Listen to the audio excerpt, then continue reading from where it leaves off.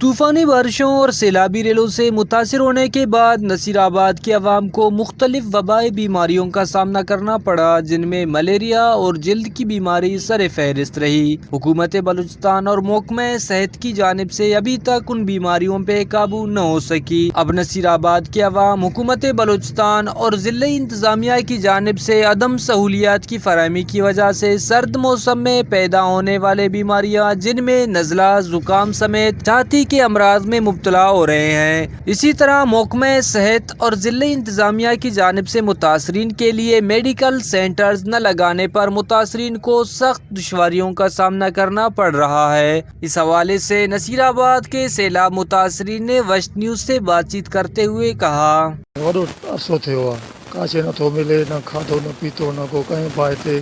असांजा ॿार बच्चा बीमार पिया आहिनि, उहो असां वटि न आहे। असांजो किथे वञी खणी वञूं, सिविल अस्पताल ताईं वेंदा आहियूं, किरायो बि न हूंदो आहे, पंधु ॿारनि खे खणी वञूं था। छा कयूं, मजबूर आहियूं। असांखे चौथों महीनो आहे त काशे नथो मिले, ईअं वेठा आहियूं। ॿियो पाणी बि असांजो बंदि थियो आहे।